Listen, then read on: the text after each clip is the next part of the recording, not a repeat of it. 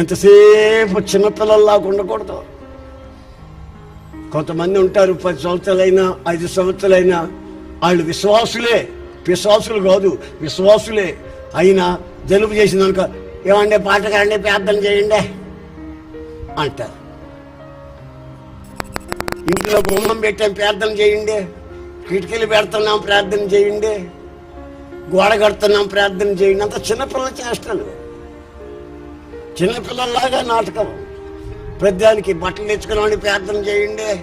అంత చిన్నపిల్లల చేష్టలు.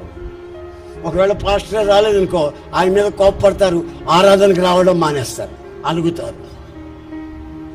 ఇంకా ఎదగలేదు, చిన్న పిల్లల్లాగా ప్రవర్తిస్తున్నారు కొంతమంది.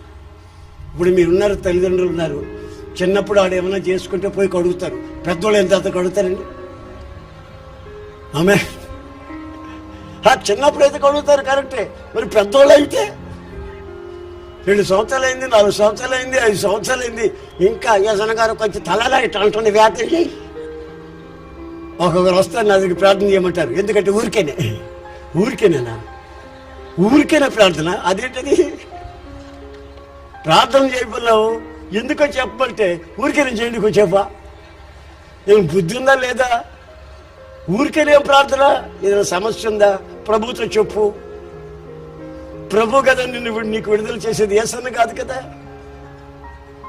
యేసన్న ఎవరు? మీలాంటి ఒక వ్యక్తి ప్రార్థన చేయమంటే చేస్తాడు, అంతవరకే. కానీ మీకు బాగు చేసేది ఎవరు? మీ ఆత్మను రక్షించేది ఎవరు? మీకు దూరదృష్టి తెచ్చేది ఎవరు?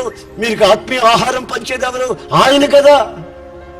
ఆయన మీద ఉండవలసిన ఆ దృష్టి మనుషుల మీదకి వచ్చిందనుకో, నీ కళ్ళు గుడ్డివైనాయి, దూరదృష్టిని కోల్పోయావు, మరలా పాపంలో పడేదానికి అవకాశాలు ఉంటాయి. గనుక మీ దృష్టిని పొరపాటు కూడా ఎవరి మీదకి రానివ్వకుండా యేసయ్య మీదకి రావాలని కోరుకుంటున్నాను.